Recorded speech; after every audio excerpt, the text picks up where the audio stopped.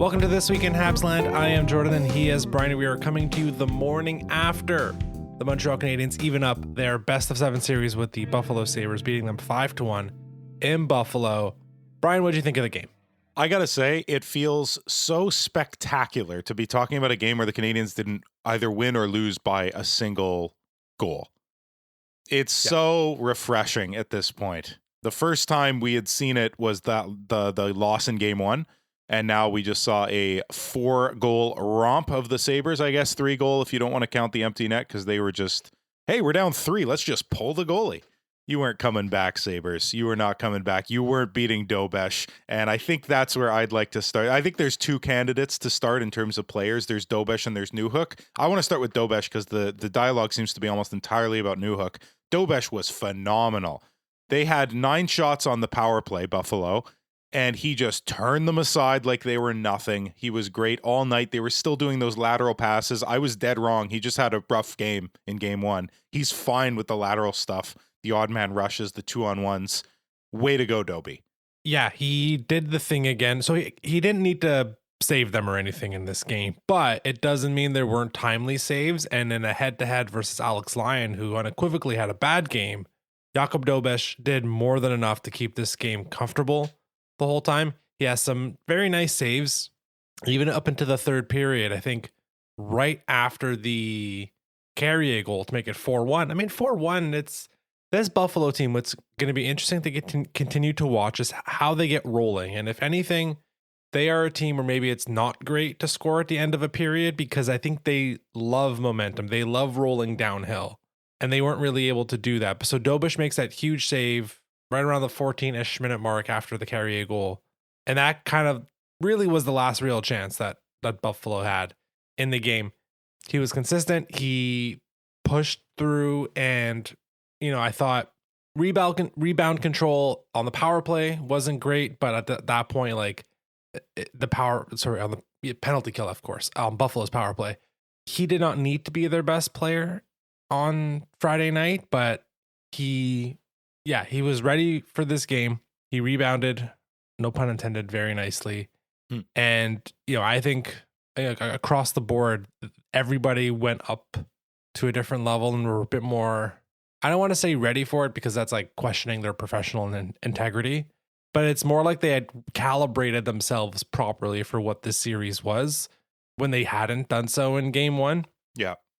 Dobes included among them. The pace knob got turned all the way up. Yeah. And had they done that for game 1, like people were kind of freaking out after game 1. Like this is the biggest loss yet in the playoffs. Are they going to be able to beat the Sabres? And you and I both after game 1 were just like, yeah, they played that game as if they were playing a slower, calculated Tampa team. Buffalo is anything but slow and they're anything but calculated. They're just balls to the wall, just up and down the ice all night long. Odd man rushes created and given. So the Canadiens did, and calibrate is the perfect word. They had to calibrate for that, and they did. The other thing I loved about Dobes' game, just to come back to him for one last quick thing, because you're right, he was awesome, but he didn't need to be awesome. He just happened to be, which is nice. He was also getting really spicy, punching guys in the crease. He gave a good shot to Benson at one point. Like Buffalo has a lot of dudes that'll just stand and mess around in the crease, which great strategy for the playoffs. That's what you do. But Dobes was having none of it. So I love to see spicy Dobes giving shots to guys as long as he doesn't start getting called, which, you know, he has in these playoffs already. He has. But as long as it doesn't start to get egregious and all the time, I think it's totally fine for him to notify the opposition that they should not be standing there. So you mentioned his name, Zach Benson, entering the chat for Nemesis of the Year. I think he's miles off the pace of Nikita Kucherov and even Brandon Hagel. So I don't think he's at least through 2 games. Yeah. Here's the thing. We did away with Tampa. Kucherov, we said, is washed. Hagel doesn't matter anymore. He's irrelevant. So I'm all for Benson. I'm all for Benson. A couple funny things on the Benson front. Well, first of all, like, guys, he's a good player. He is. He does his job properly. There's some respect to be given there. The other funny thing, number 2, I find it hilarious that this is 2 years in a row now where the Canadiens go up against a player who they could have drafted instead of David Reinbacher. Last year with Ryan Leonard, who I think ended up going 9th to Washington. And this year it is Zach Benson, who goes 12th or 13th to Buffalo. Both guys who, while they fell a little bit, you and I were like, yeah, these guys are going to be good. We think the Canadiens should really be drafting them. I think Leonard was where we ended up leaning over Benson, but it was very, very close. Well, you loved Benson, I loved Leonard, and we both loved them both, but we both had our kind of, 10% extra little love for those guys. But it's clear as day, both of them are perfect playoff performers. Exactly. Which for Leonard was a given. For Benson, that was not a given. That was my question mark that I had for him. And boy, was I wrong. And boy, were a bunch of other GMs and scouts wrong for not drafting him earlier. He should have never fallen that far. The one thing to bring it back to Dobes, Zach Benson, after he scores a playoff goal, chirps Jakob Dobes. The ref or the linesman gives him hell for it. I don't think that's a good plan to chirp Jakob Dobes. If we just need to rewind the tape to Sunday, this is the same goalie who, between the second and third period of a Game 7 that was tied, went up to Nikita Kucherov and said, I know you're nervous. So I don't think Zach Benson... Yeah, like this is Jakob Dobes is built different. Goalies are built different. So I will say it is a two-way street, because you could argue that pissing off Benson was a bad idea, because right after that kerfuffle in front of the net where Benson is the prime recipient of a few you could call them cheap shots, he comes out the very next shift and scores that tap-in goal. So don't poke the bear in either direction. But, if you guys want to poke Dobes, go for it. We love a spicy Dobes. So something that was very obvious in Game 2 was how much Buffalo was putting an emphasis on being physical with the Montreal Canadiens. I didn't find it to be that way in Game 1. And part of it, of course, is the Canadiens trailed for basically all of Game 1. Buffalo trailed for basically all of Game 2. Typically, if you don't have the puck, you're going to hit the other team more often to get said puck. However, it was really obvious for me, Brian, how much more intentional Buffalo was being with trying to be physical. And if, you are a team on the receiving end of that, you have two things you can do. One, hit back, or punish the other team on the goal sheet. And on both the first and second goal by Alex Newhook, the Canadiens are taking a big hit and then immediately go down the ice and score a goal. The biggest one is the second Newhook goal that I want to focus on, because Noah Dobson gets rocked. But what happens right before he gets rocked? He moves the puck. He makes a play. That's perfect, man. Buffalo gets caught watching, and then you have Jake Evans and Alex Newhook. Can we call this? Is this a two? It's not really a 2-on-1, because they still haven't scored on a breakaway or a 2-on-1 unless you are allowing me to count this. I would count this one. You don't have to utilize the other player. They just have to be there as a threat to open you up. Because if the other player wasn't there, the defenseman plays Newhook one-on-one, and he doesn't get to take that shot as night. You know what I mean? Yeah. Okay. So that's it. So I don't know. Maybe I'm being generous, but no, it's fine. Because honestly, the Carrier goal is another one where it's an odd man rush too. Yeah, so exactly. They thank you, Alex Lyon. The Habs broke the seal finally on that, and what a difference it is between Andrei Vasilevsky and Alex Lyon. Truly, one of the few weaknesses of the Buffalo Sabres is their goaltending can be very much hot and cold. So, yeah, I just wanted to point. I thought Dobson had a really good game, with the exception of a turnover that leads to the Benson goal and trying to reverse cycle it. Like, if I can only talk about reverse cycling so many times. Same for you. I thought Dobson had quite a strong game. You and I were just checking. He somehow finished a -1 despite the fact that he has an assist on an even strength goal in a game where a team only conceded one goal. So, bit unfortunate there. Yeah, but some bad luck. They had just finished killing that penalty. That's how the momentum shifted in the first place. And so he gets rocked, makes the play, and goes, I got to get the F off the ice.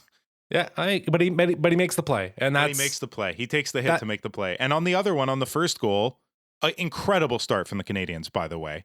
We kind of glossed over it, but incredible start. And Newhook and Evans both took a hit to make that play, and then Newhook ends up being able to bury it with the tip in. Yeah, to wrap up on Dobson, 5 shots, 4 blocks. I think a very similar box score for Mike Matheson, who was basically the only guy that got heavy workload because he played almost all of the Habs penalty kill. He was getting double shifted essentially throughout the 4 or the 5 penalties that the Canadiens killed. I'm forgetting, but. And let's go to Matheson for a minute, because he scored. He did it. He finally got a shot through traffic, Brian. It happened. We all rejoiced. And Alex Lyon stopped it. So then what happens? They go back to the face-off circle. Phil Deneau wins a second face-off in a row, goes right back to Matheson. And what does he do? He takes another wrist shot.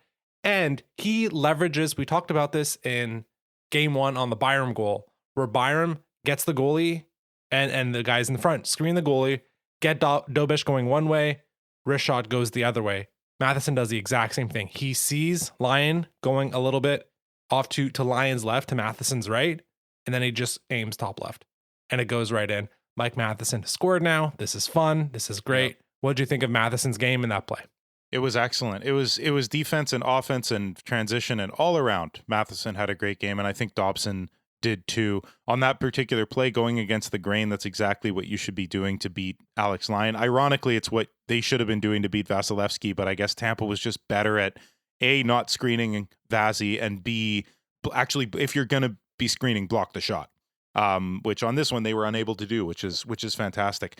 On the defensive end, 5 block shots for Matheson, 4 block shots for Dobson. They blocked half of the shots that the Canadiens blocked in this game, 9 out of 18. So that is massive. That is absolutely massive. I don't think that we would have been as, giving Dobes as shiny praise if some of those other shots on the power play especially got through and they didn't block them and a couple of them went in. So that's absolutely massive. There's no telling how many goals would have gone in without those two dudes blocking shots, getting down in passing lanes. They were breaking up plays as well. We have addressed it before, and maybe we don't have to, but you mentioned it before, the reverse cycle, the going back behind your own net to find the quote unquote weak side when it's actually the strong side of the opposition more often than not. Should we dive into that? Because it seems to be one of the major blemishes of the team right now. Any other time there's been a major blemish, we've addressed it. Like when they were taking too many penalties and being indisciplined, we talked about it every week. When they were losing the opposing player in coverage and gaps of coverage in front of the net, we harped on that forever. This is the biggest one right now against a team you should be able to take advantage of because their forecheck is not as strong as Tampa. If you could just make the simpler play, you don't have to deal with them anymore. You just get the puck out. So Buffalo is trying to on the forecheck, a la Tampa, because they saw how much it worked. And in game 2, it was not as effective. And the way that Tampa did it, thank goodness we won that series. I don't know how often I'm going to have to say that, but there was a lot of things this team learned, and Tampa was a really good hockey club. And so Buffalo is trying to do that. They are not as effective.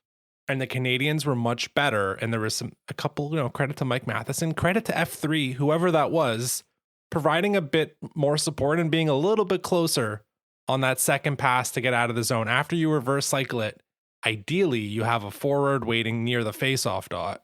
And then you have an option, essentially, if it can go off the boards and out, or you can find that short pass and the forward can bring it out. The Canadiens are doing a better job of that. It's still their biggest weakness. If we're identifying it, it was a very tightly called game, weirdly, in terms of what penalties were being called. I don't mind it, honestly. I prefer that this series has less BS to it than the Tampa series. There's a call on Jack-Eye for he's basically just poking a Buffalo player with a stick like it's a toothpick, and it's you know what, we shouldn't be allowed to do that. That shouldn't be a penalty. And I feel like it's been pretty consistent through the first 2 games. They're okay, calm down. We're not letting this stuff happen. And so discipline is okay right now. I think it's the Canadiens. Hopefully, if the whistle stays consistent, they'll be all right with that. Breaking the forecheck is not as difficult in this series. And then it's the reverse cycling, which is in part related to breaking the forecheck. I don't know if it's going to get better this year. I don't know if you just continue to need to get different players in, but it's Noah Dobson tries to reverse it, I think, to Lane Hudson, and the puck dies behind the net. It's also just not a good play. I don't know if that is something stylistically that broke down, or if it's just bad decision by Noah Dobson at that point. So it's still a weakness. Yeah. They're clearly being coached to do it. It happens too much, and it happens with every player. So they're all being told to do it. It's the selection of when it's actually feasible. And on that play, it just was not feasible. I much prefer the other thing they've been doing all playoffs, which is the flip to center. Just flip it out. Get a line change. No danger there. The puck's 30 feet in the air. Nobody's breaking up that play and putting it in front of your net and burning you. Yeah. Yeah, I mean, we'll see. Like the flipping it out, I think that was a bit of a necessary counter move in the Tampa series. I don't think that's their preference, Brian, right? And I'm sure you see that Of too. course Like not, because you lose possession. You Marty lose wants possession. possession. Yeah, of course. So I we'll get see that. if they start employing that a little bit more. I think they're okay with it right now. Like what the Canadians were really good at shifting game 1 to game 2 was defensively, they were slowing Buffalo down a lot more in the neutral zone. And now part of that is guys skating back. Like if you look at the Evans goal in opposition to this on the Newhook Evans goal, Buffalo only has 2 guys skating back at all. There's 3 guys just like, I don't know if it's the end of the shift, but they just didn't. The Canadians were a lot better in bringing everybody back and slowing things down in the neutral zone. And then offensively, we got to get to my man, Josh Anderson. I know he didn't score, but like he is the example right now of like him and Slav. I'll say credit to Slav too. Man, the Canadians are winning pucks behind the net so often. Like the amount of guys getting the puck wide open in the slot and just didn't convert. It's actually kind of weird. They only scored 4 goals, and the 4 goals they scored are all, for the most part, they're like, the Carrier goal, the Matheson goal are just like wrist shots and bombs. Then you have Newhook's deflection, and then both Newhook goals are actually quite good, and one's right at the net. But the amount of times that they just turned the puck over behind the net and they found Phil Deneau, or they found Josh Anderson, or Nick Suzuki, or Cole Caulfield, that's on a power play, but that was something to me. I'm like, okay, they're getting to the middle of the net way more by winning the puck behind the net. And that was a huge change that we just didn't see in game 1. Yeah, that's massive. When Buffalo has trouble collapsing down low to get rid of that play, that's always the most dangerous play you can make on offense. So the fact that they're able to do it and that they're electing to do it so often, that bodes so well for this series. It's something I really pray that Buffalo just can't adjust. The same way that the Canadiens at the beginning of this season and basically all through last season just could not adjust to that. They just kept losing pucks and losing battles and losing guys in coverage. And then the puck would come out front and somebody would be sitting there waiting. And it happened that how many goals did Washington score in the series last year? In just 5 games, they probably had 5 or more goals like that.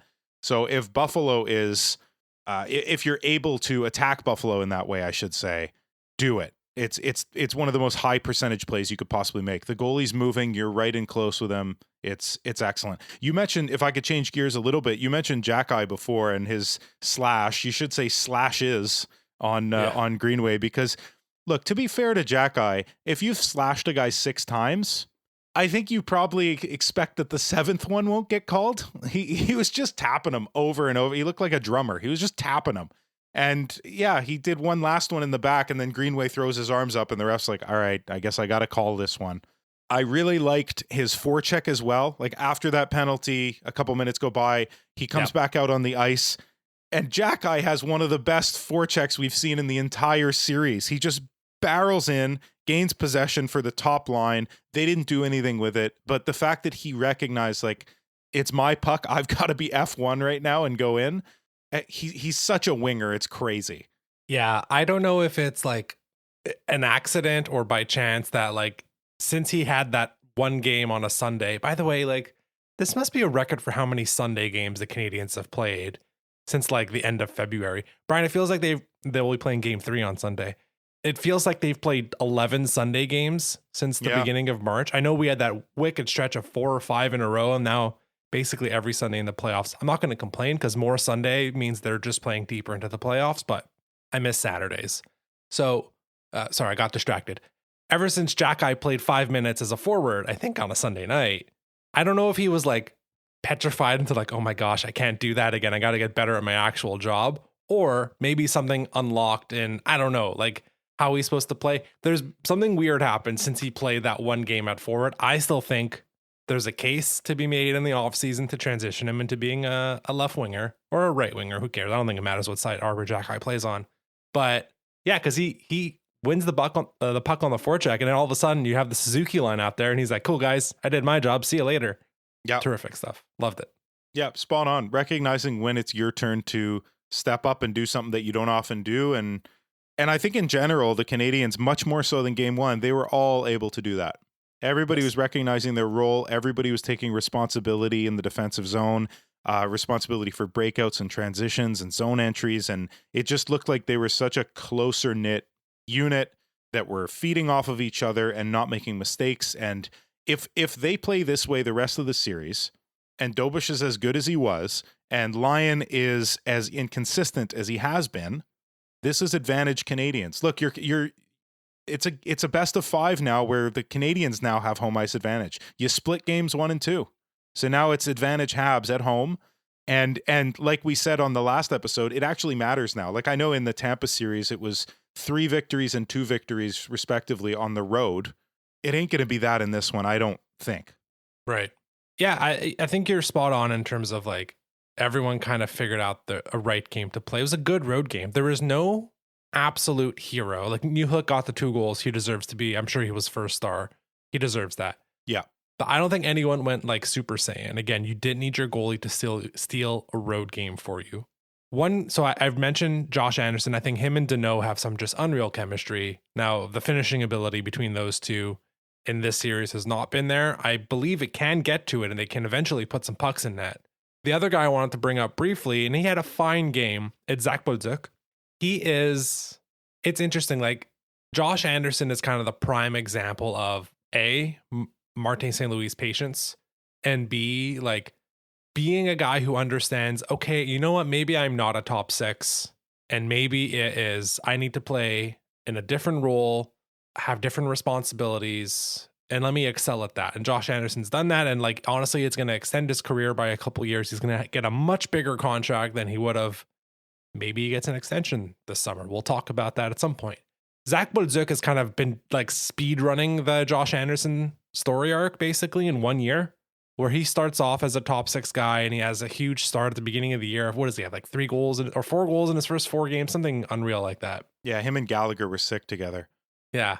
And season goes on and it's bumpy. He goes huge stretches there, a couple months without scoring a goal. And there's Patrick Roy takes the goal back, SOB, and then he scratched a couple times. It's him versus Texier.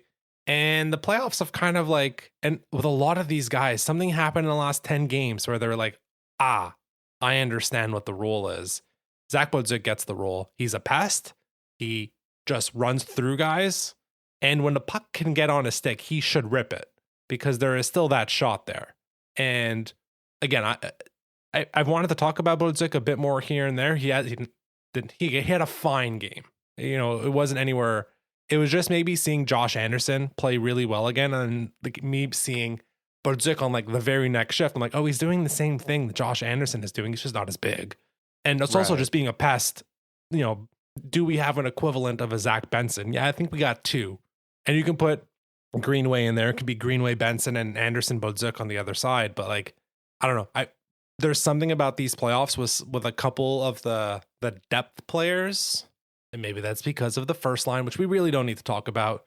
It's happening for Caulfield. I'm 0% worried at this point. There's been so many chances, both him and Slav. It's going to happen. But it's the depth guys in Bolduc and Texier and Josh Anderson, obviously, where like something's clicked. Arbor Jackai, of course. Like something is clicked in terms of they're like, oh, that's my role on a winning team in the NHL.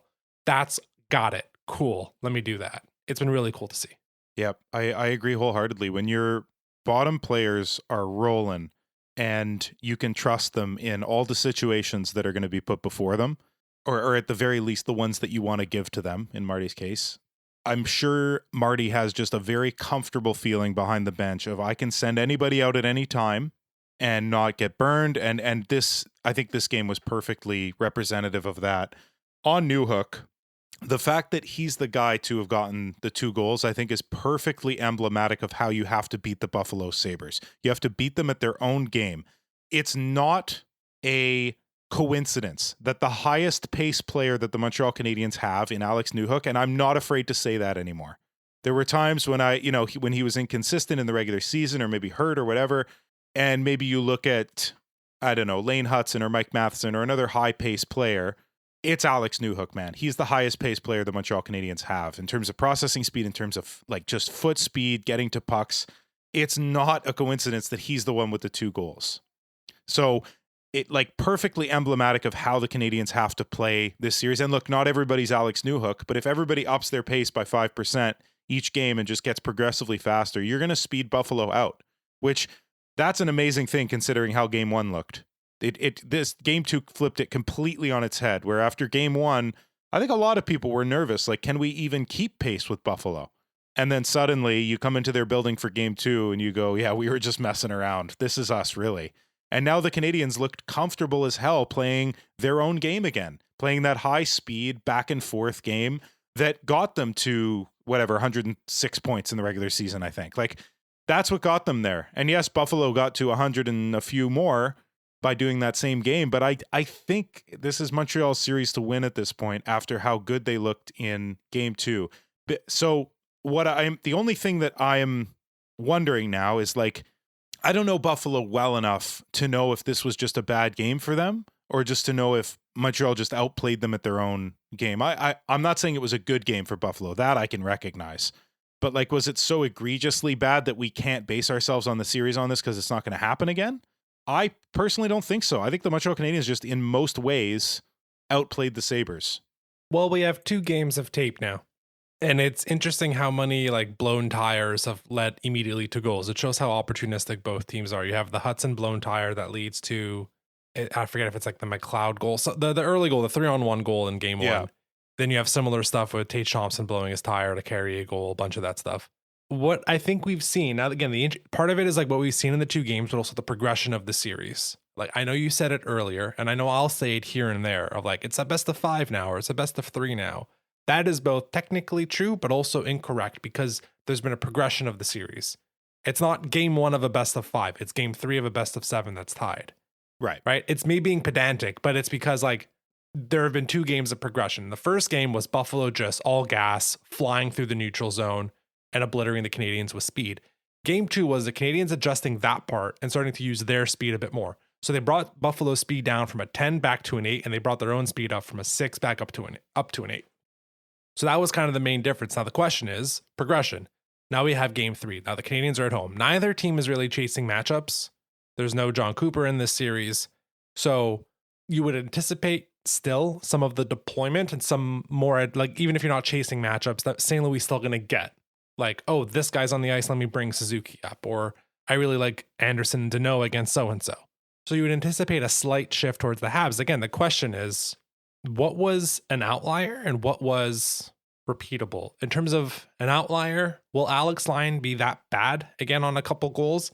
I don't know, maybe, but it is, again, Buffalo's only like true weak spot is their goaltending. There's a reason they went from Ukko-Pekka Luukkonen starting the Boston series, and then they switched to Alex Lyon halfway through. I don't think that's an accident. There's a chance that it happens in this series, truthfully. Right. So that I think that's fine. That's a toggle that can happen. And that's not, I would say, an outlier necessarily.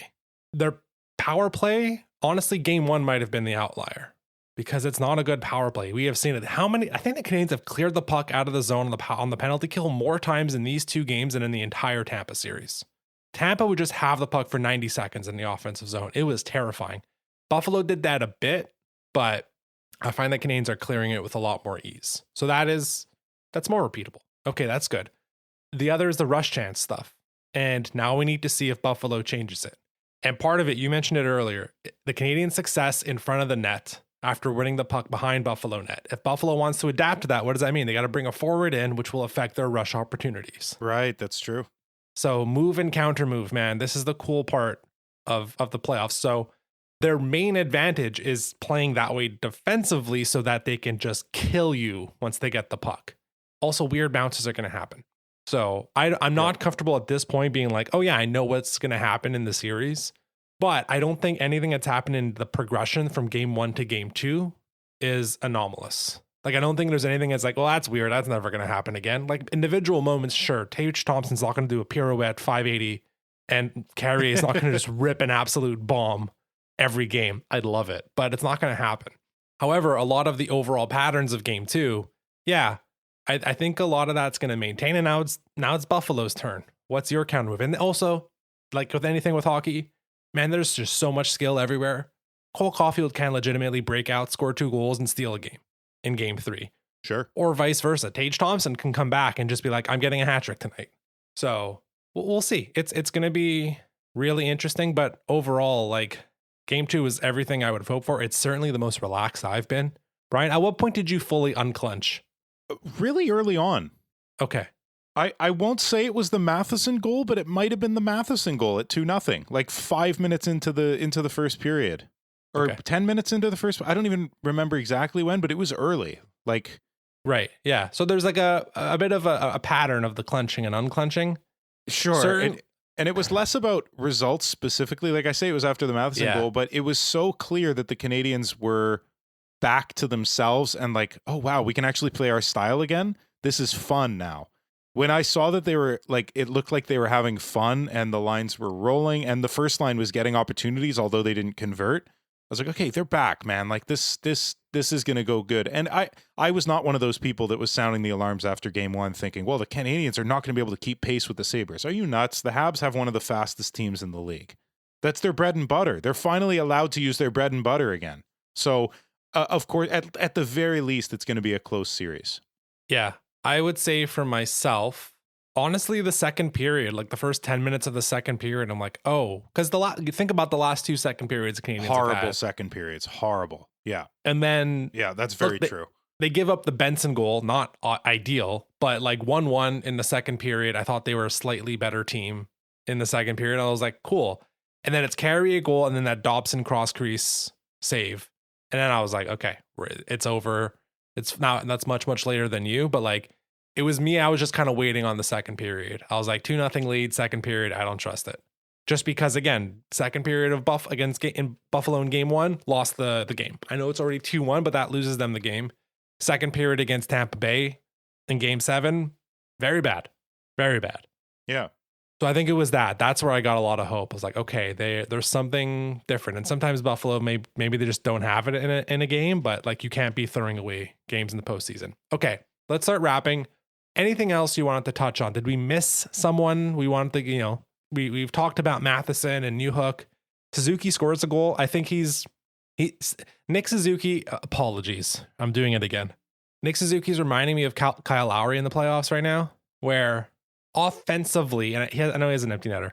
Offensively, it's like trickling in, but he's doing absolutely everything else. So you'll look at his, now he has 3 goals and 5 assists. So the numbers are coming around. But for a while there, it was like, man, what's happening with Suzuki? And he goes 9-7 in the faceoff circle. He has a hit. He has 4 shots. Oh, by the way, Juraj Slafkovsky, not to get on a tangent, 2 big blocks in the third period. Absolutely love to see it. Like he too, he's kind of figuring out like, all right, like, look, if I can't shoot the puck into the net, let me find other ways to contribute. He was being way more physical and he was getting some shot blocks there at the end of the game. But yeah, Suzuki is doing the thing where it's like trying to affect all 200 feet of the ice. And the anything you want to talk on for the first line, we don't need to harp on it. Crossbar for Caulfield got really, I swear I thought he scored, but it's going to happen, right? It's coming. And even if it doesn't, as long as the team is winning, like Suzuki is the perfect representation of, even if I'm not hitting the score sheet, which he is, but even if I'm not going to hit the score sheet as much as I did in the regular season, being well over a point per game, I'm going to affect this game somehow. And I'm going to make sure that we win. Whether I'm the glory or not, we're going to win this game in part because of what I'm doing behind the scenes and behind the play and when I don't have the puck and in the defensive zone and funneling the opposition. Suzuki's been excellent on the back check at reducing Buffalo's speed by funneling them towards the boards into one of his defensemen, which gives the other back checkers time to come back. And we've outlined this, but like Suzuki is one of those guys who does it really, really well. So the offense is likely coming in a series where the matchups are not going to be even close to as much as the Tampa series. Like neither coach really cares that much, as you said. They're going to get their licks. They're going to get their opportunities. Caulfield's going to put one in. And when he puts one in, I think 3 or 4 more are going to come right after that. I think it's just a matter of breaking the seal. And I think it's going to happen soon. I have another couple of things. I loved Jackeye and Anderson specifically within the context of renowned shit disturber Jordan Greenway. So at one point, I believe, end of the first period, Greenway goes after Budzik. Size mismatch, strength mismatch, fighting mismatch, what have you. That's what Greenway does. He goes after the little guy. And my dad was quick to point that out after our first episode. He was like, like when you guys compared, and I know we were just saying basically what TVA Sport said about Anderson and Greenway. He was like, he's not that guy. Anderson doesn't go after the little guys. Greenway just goes after the little guys. Yep. So I'm glad, cheers to Danny. I'm glad you pointed that out. When he goes after Bolduc, Jack-Eye steps in, and then Greenway immediately goes, okay, I don't want any piece of that. I'm afraid. Let me scurry back into my hole. And then at the end of the game, I know he got a 10-minute for it, but he only got 2 minutes in the box. I love the 6 or 7 or 12 or 26, however many there were, free punches to the face that Anderson got on Greenway. Just quit effing around. I'm just going to punch you in the face a bunch of times and barely get penalized for it. So I know we're swaying back and forth in terms of like what we like and dislike about how the game is called, but I was pretty happy he got away with that one. Like, just, it's playoff hockey and Greenway's being a dunce and just... Yeah. So I initially didn't like it from Anderson. I was like, what are we doing, man? Just thought this is kind of like poor sportsmanship. The more I've thought about it, though, the more it's more, especially with remembering that moment at the end of the first, or towards the end of the first, where it's like, okay, man, hey, like, I'm here, I being Arbor Jack-Eye and or Josh Anderson. Do you want to go? And he steps away. And then they come back to him in the third and be like, hey, man, the game's literally over now. You can't say you're worried about a penalty. Do you want to go again? Are we doing something again? And the stepping away again. We'll see what that transitions into game 3. But there is something to, like, you had 2 opportunities here. And the first one would have been a momentum shift. The Habs were up 2-0. It was absolutely foolish of Greenway to not accept. He could have woken the building. He could have woken his team right before the intermission. Maybe the timing of it, like right before an intermission, is not ideal, but they needed some type of momentum shift, and that would have absolutely done it. Now, Jack-Eye, I think, would have cleaned Greenway's clock. I think Anderson is a more appropriate matchup in terms of a fight. But look, Greenway, if you're going to be a little baby and go after the small guys, and then an actual big dude who knows how to fight comes after you, and you're going to be a wimp about it, you're going to get punched in the face at the end of the game anyway. So, take your pick, buddy. Mm-hmm. What else you got? The Ole were lovely at the end of the third period. I love that no matter what building you're in, no matter how big, because Buffalo has a fan base, and they've been waiting a decade or more for this, for second round hockey. Are you kidding? They've been so excited. And to see them all clear out of their building and only have Habs fans remaining and singing Ole, that felt right. Yeah, I mean, shout out Fort Erie, Niagara-on-the-Lake, Niagara Falls, St. Catharines, Welland, Port Colborne. I'm forgetting. There's like 13 municipalities, basically all on the border. We're going to forget a few of them. They are making the trip, and you can see the red. And I really appreciate it, like, that the Canadiens have played 2 blue teams, so you see the red jerseys very easily. And yeah, that's true. It was a really loud pop on the 4-1 goal for Carrier. And obviously it's a bit louder because 4-1's the proper, like, exhale. Yeah. This is basically it. Absolutely loved it. The Habs fans have been traveling all season. I don't remember it being like this, Brian, in like 2017 and 2015 and 2014. Part of it is like, it's just been so long since this team was good. But this season specifically, not even just the playoffs, like the fans have traveled. And I know there's like Habs fans everywhere, but there's something, to me at least, it feels like this is the most I've ever seen the Canadiens fans in an opposing team's building, especially in the playoffs. So credit to all of them for being there, for being loud. And yeah. It feels almost magical this season because it wasn't supposed to happen yet. They weren't supposed to even make the playoffs last year. They likely, in the grand scheme of things, like 4 or 5 years ago when this rebuild was starting, had you told me they'd be in the second round and looking good against Buffalo especially, I would have been like, okay, you're making something up. One of those 2 teams ain't getting there. But here we are. So there is something almost magical, and I think the fans are recognizing that. Like, we're getting lucky to a certain extent as fans to be able to experience this. And part of that is manifesting in the form of Habs fans being in the building in other places and able to hear them. And the Buffalo crowd is loud, but there were moments even prior to that game getting out of hand that, someone on the Canadiens gets pulled down and you hear like screaming and booing, and enough Habs fans are in the building to even counteract the Buffalo fans before they've all left the building because the game got out of hand. So you got to love that. I think that's all I've got, really. Do we want to discuss Dahlin being relatively ineffectual, which is just incredible Like, hopefully that remains, because is he the biggest game breaker on Buffalo? You could argue it's Thompson, but it's one of the two of them. This is where I'll pump the brakes when everyone's starting to get too cocky. This team is really good that they're going up against. They have absolute superstars and studs on that other side. It'd be foolish to think Dahlin and Thompson are going to just lay down at this point. Dahlin especially. I think they're going to come back. They're going to do everything they can. They're going to say the same thing the Habs basically wanted to do, which was let's split Montreal. Let's split Montreal and get home ice back, and then you just need to win games at home. They won all 3 of their games in Boston, so they're not unfamiliar with winning playoff road games. So we're feeling great. Best win of the, at least like most enjoyable win, I should say. Best win still game 7 and game 5, but like most enjoyable win of the postseason. I still think this is, at this point, there's almost no way this series goes less than 6, given from what I've seen. I don't see a team ripping 3 in a row here. I might be wrong, but yeah. Well, based on our editing schedule, it's going to go all 7 probably. Yeah. So just to follow back up on this, Brian is editing today's episode. Habs are now going to be 5-0 in games that he has edited, and they are 0-4 in games that I have edited. Brian is continuing to refuse to take full ownership of the editing schedule for the rest of the postseason.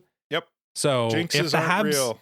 if we keep flip-flopping games and lose in 7, hey, if you want to break this curse, you could edit today. If you want to take that on, feel free. Jinxes aren't real. Maybe I'll believe it after a few more, but okay. Well, I don't know. We'll see. That's on you, Brian. Well, we can wrap it there. What it does represent, though, just to go full picture on this playoff run, what it does represent, the Canadiens have yet to lose 2 games in a row in this postseason. And that is massive. They've been so good. No, but there's a reason I'm saying it. Not only because jinxes aren't real, and I like watching people squirm, you especially, but also there is something to, hey, we just lost the game. We're not doing that again. We're going to come out and be incredible in the following game. And the Canadiens have done that. They did that all series against the Lightning. After a loss, they looked 10 times better. Dobes especially was really good. And they just did that again. Now the key is going to be winning 2 in a row, because you're going to have to do that in order to win this series. You lost game 1. You have to win 2 in a row now. Let's see that. They haven't done it yet in 2.5 playoff series. Haven't won 2 in a row. Let's see if they can do it on Sunday night. We'll wrap it there. You can find us on social media at Habsland Pod. Find the podcast, Spotify, Apple Podcasts, all the other podcast places. You're also kind of technically on YouTube if you want to listen to us through that medium. And until Sunday night, go Habs.